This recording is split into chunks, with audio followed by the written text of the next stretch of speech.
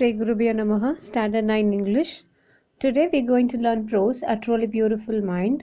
This is a biographical story of a young German civil servant who took the world by the storm about 100 years ago. In the summer of 1905, the 26-year-old published in quick succession 4 ground-breaking papers about light, the motion of particles, the electrodynamics of moving bodies, and energy. His work took up only a few pages in scientific journals, but changed forever our understanding of space, time, and the entire cosmos, and transformed the name Einstein into a synonym for genius.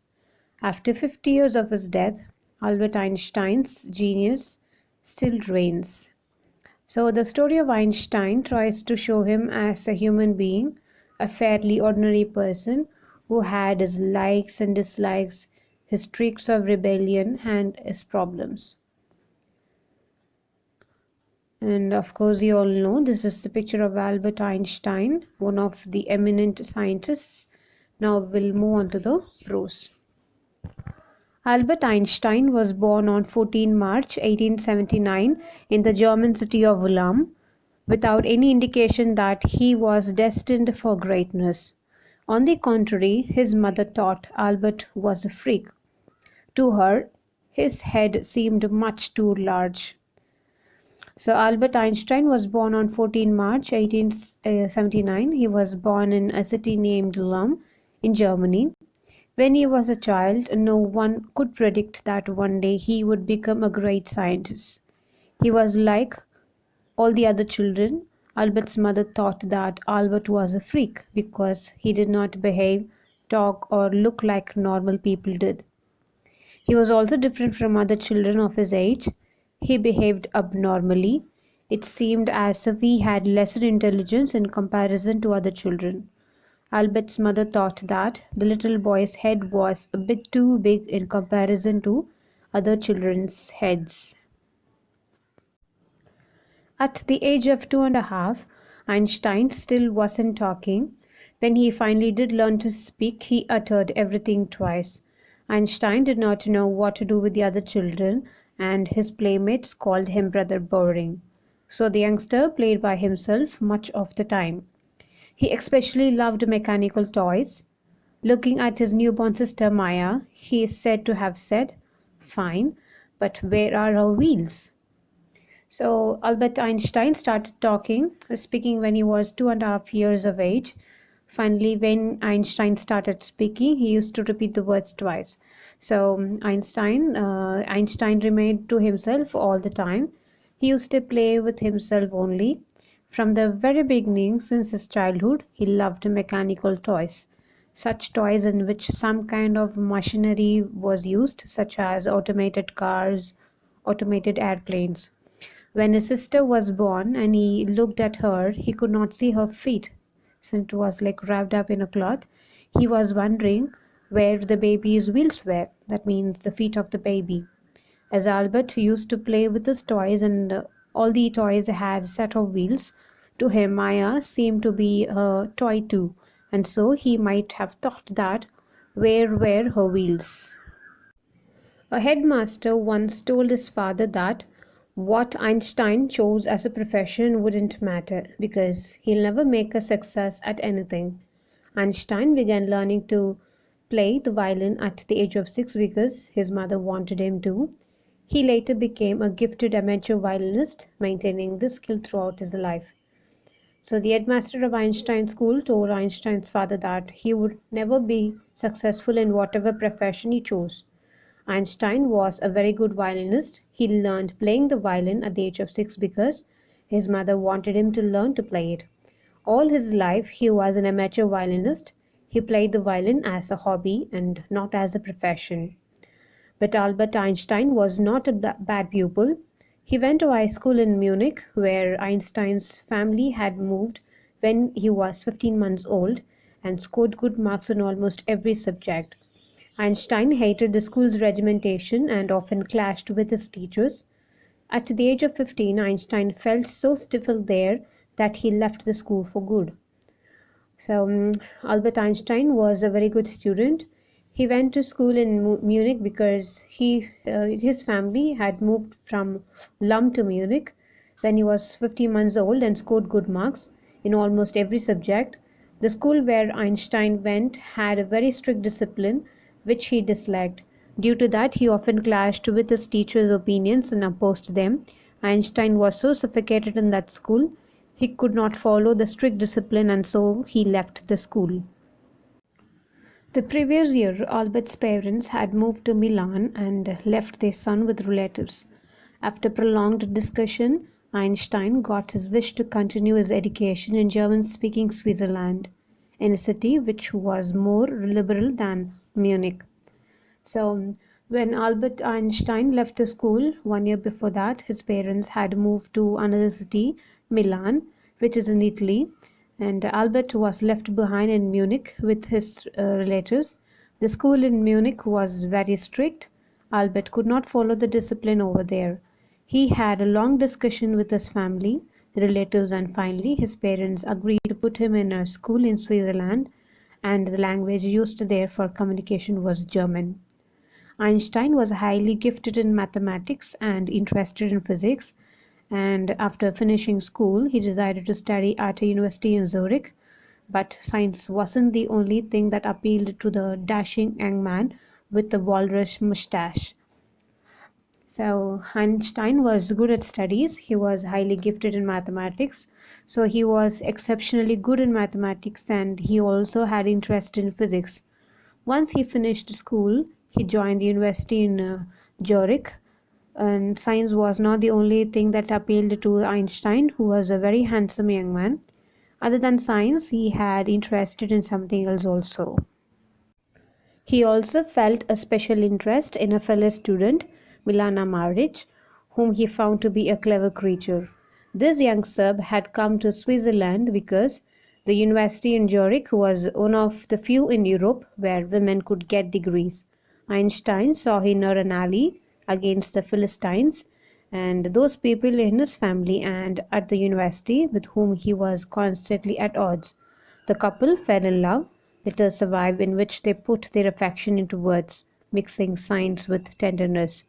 Wrote Einstein, "How happy and proud I shall be when we both have brought a work on relativity to a victorious conclusion." So, other than maths and physics, Albert Einstein liked one of his fellow students. Her name was Milana Maric. He thought that she was a very clever, sharp, and intelligent creature. They met at the University of Zurich. Milana Maric belonged to Serbia, that is why she's called a Serb. She came from Serbia to Switzerland because the university in Zurich was one of the few universities in Europe which gave degrees to female students. Einstein felt that Milana was a friend because she also liked art, literature, and music. Both shared this common interest in those days. Having interest in art, literature, or music was not considered to be good. So, those people who were interested in art, literature, or music used to call their opponents Philistines. Albert Einstein's family and many people in the university were not in favor of this. So, against such people, Albert and Milana's unity helped them to face the situation. Albert and Milana fell in love and they exchanged love letters to express their feelings. They used to write such kind of letters where they used to mix science with their feelings. At one instance, Einstein talked about his scientific invention and said that he would be very proud on that day when they would finally conclude their paper on the theory of relativity. In 1900, at the age of 21, Albert Einstein was a university graduate and unemployed. He worked as a teaching assistant, gave private lessons, and finally secured a job in 1902 as a technical expert in the patent office in Bern. While he was supposed to be assessing other people's inventions, Einstein was actually developing his own ideas in secret. He is said to have jokingly called his desk drawer at work the Bureau of Theoretical Physics. So, in the year of 1900, Albert Einstein was 21 years of age and he completed his graduation from the university but was unemployed. From 1900 to 1902, Albert Einstein was working as a teaching assistant and gave private lessons also. And finally, in 1902, he got the job of technical officer in a patent office in Bern. And Einstein was supposed to check the inventions done by the other people and gave them a patent. On the other hand, secretly, he was making his own inventions too. Einstein later said the desk on which he worked was the office of theoretical physics because there only he started working on the inventions. One of the famous papers of 1905 was Einstein's special theory of relativity, according to which time and distance are not absolute. Indeed, two perfectly accurate clocks will not continue to show the same time if they come together again after a journey, if one of them has been moving very fast relative to the other. From this followed the world's most famous formula, which describes the relationship between mass and energy, that is E is equal to mc square. So in the year of 1905, Einstein published his first paper. It was about special theory of relativity. In this publication, it was written that the measurement of time and distance is not absolute. It depended on something else. According to the theory, if there are two clocks and both are moving, they will not show the same time. One clock will move faster than the other. This theory of relativity gave us this basic formula of physics: E is equal to mc square. E stands for energy, m for mass of the object, and c for the speed of light in vacuum. So vacuum means where there is no air, and the speed of light in vacuum is almost 300,000 km per second. To put it into simpler words, Einstein said that when you sit with a nice girl for 2 hours, it seems like 2 minutes.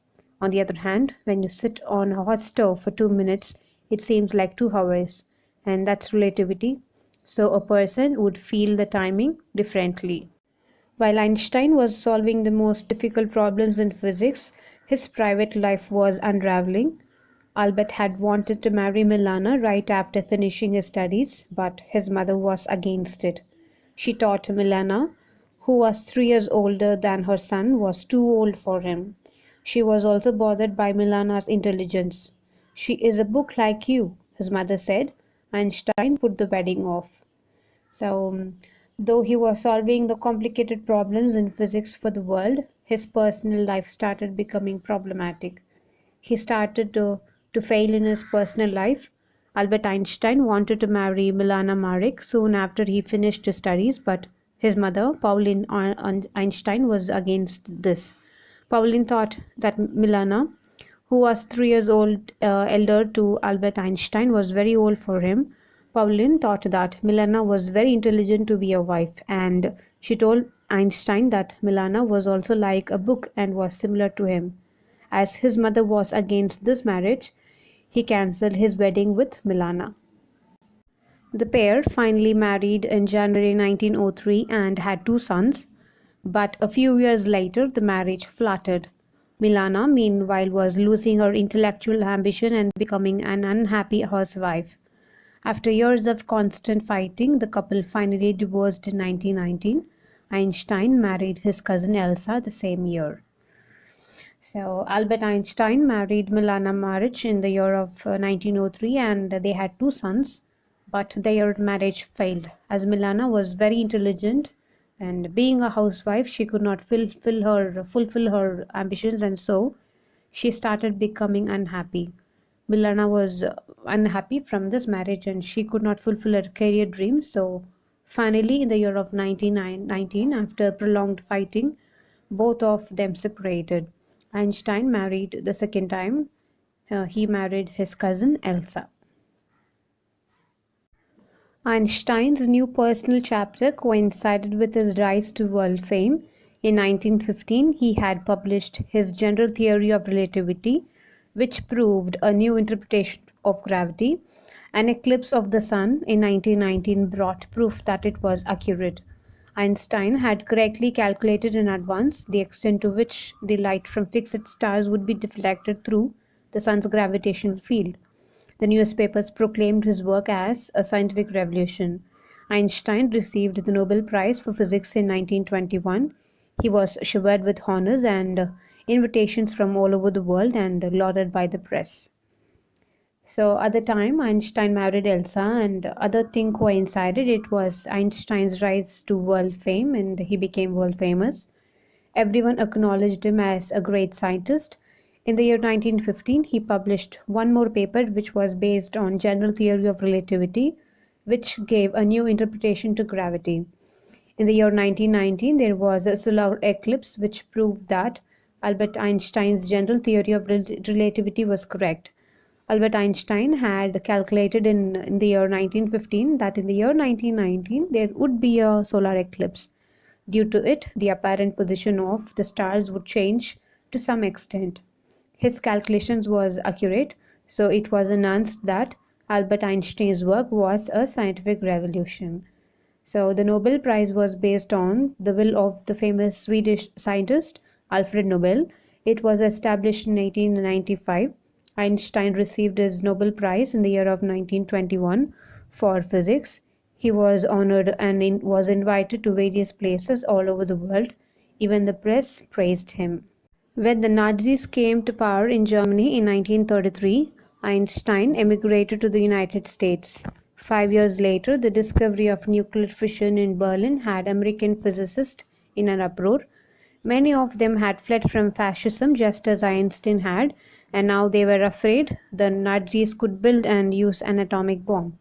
So in 1933, when Germany came under the power of Nazis, the famous Nazi ruler was Adolf Hitler at the time. Einstein left Germany and shifted to the United States of America forever. After 5 years, the Germans discovered the process of nuclear fission, the process through which nuclear bombs or atomic bombs are made. This process was prepared in Berlin. Due to this, all the physicists in America were upset as they feared misuse of technology. There were many scientists who escaped to America because of fascism. Fascism was a dictatorial concept which was started in Europe from Italy by the rule of Benito Mussolini. All the scientists were afraid that the Nazis could misuse the atomic bomb. At the urging of a colleague, Einstein wrote a letter to the American President Franklin D. Roosevelt on 2nd August 1939 in which he warned a single bomb of this type exploded in a port might very well destroy the whole port together with some of the surrounding territory. His words did not fail to have an effect.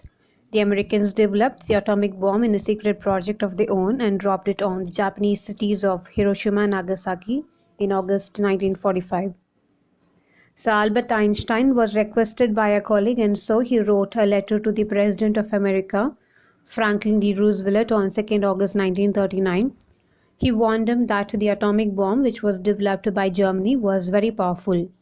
If one of these bombs exploded on any port, it would not only destroy the area but also it would destroy the surrounding territory. This shows Einstein's humanitarian quality. He always wished good for the people. He wanted peace in the world. That is why he wrote his concern to the President of America and warned him. Albert Einstein's letter had an impact on Franklin D. Roosevelt. The Americans developed the atomic bomb secretly and dropped it on two cities of Japan, Hiroshima and Nagasaki, in August 1945. The Germans had developed the atomic bomb and they did not use it on any country, but America did. Einstein was deeply shaken by the extent of the distraction. This time he wrote a public missive to the United Nations. In it, he proposed the formation of a world government. Unlike the letter to Roosevelt, this one made no impact. But over the next decade, Einstein got even more involved in politics, agitating for an end to the arms buildup and using his popularity to campaign for peace and democracy. When Einstein died in 1955 at the age of 76, he was celebrated as a visionary and world citizen as much as a scientific genius. So, a lot of distraction took place, and Einstein was deeply shaken. He wrote an official letter to the United Nations in which he proposed to form a world government, but the letter did not bear any fruit. For another 10 years, Albert Einstein was involved in world peace. He was involved in politics to stop the countries involved in collecting arms and developing weapons. He campaigned for world peace and democracy. His main agenda was world peace and freedom for people.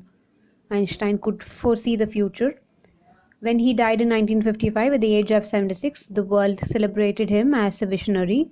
So, against all odds, he stood as a world citizen and a scientific genius too. And here are some pictures for you to know.